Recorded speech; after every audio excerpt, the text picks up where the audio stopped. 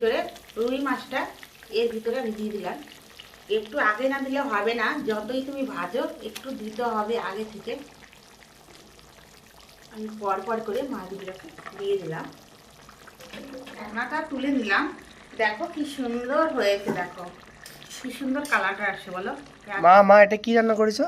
রুই মাছ দিয়ে আর টমেটো দিয়ে আমি একটা তরকারি করেছি। দেখো বন্ধুরা, আমি সকালে বাজারে গিয়েছিলাম, তারপরে দেখলাম যে বড় একটা রুই মাছ, আজকে নতুন একটা রুই মাছের তরকারি করব। তার জন্য দেখো আমি সবারই প্রথম নুন দিয়ে দেবো। দেখো ছিটিয়ে দেবো নুনটা। হলুদের গুঁড়োটাও আমি দিয়ে দিলাম, হলুদের গুঁড়ো পরিমাণ মতন। দেখো মাছের উপর দিয়ে দিলাম। আমি এখন এটাকে মাখিয়ে নেব। দেখো মাছটা মাখানো আমার হয়ে গেছে। তারপরে আমি তেলটা দেখো দিয়ে দিলাম, পরিমাণ মতন আমি তেল দিয়ে দিলাম। মাছটাকে আমি দিয়ে দেব।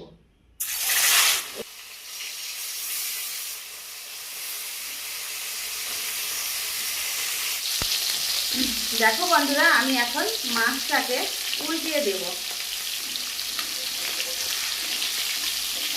দেখো কি সুন্দর হয়ে গেছে, এই দিকটা লাল লাল হয়ে গেছে।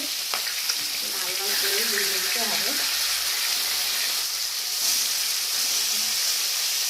এক এক করে তুলে নিচ্ছি।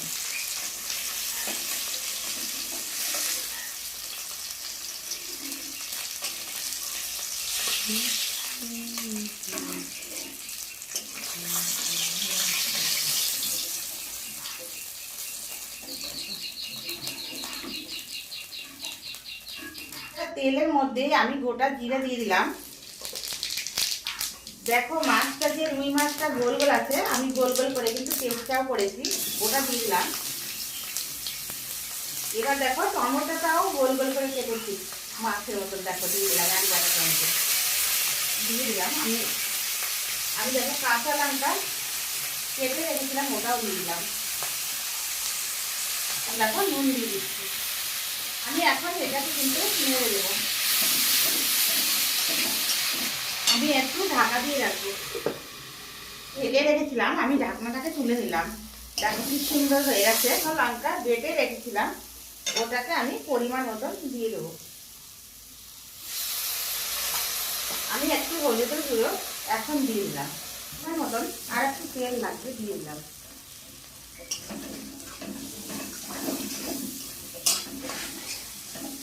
দিলাম হালকা, ওটা আমি দিয়ে দিলাম, পরিমাণ মতন দিয়ে দেবো।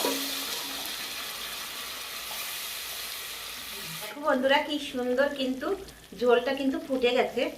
এখন আমি এর ভিতর কিছুক্ষণের জন্য ঢেকে রাখবো। দেখো গোটা জিরা বেটে রেখেছিলাম, ওইটা ভাজা, তো এটা ভাজা কিন্তু গোটা জিরাটা, ওই জন্য আমি আগে দেইনি, এখন দিয়ে দিলাম। দেখো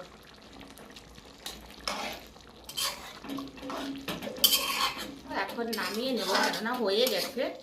তো দেখো আমি তরকারিটাকে নামিয়ে নিচ্ছি।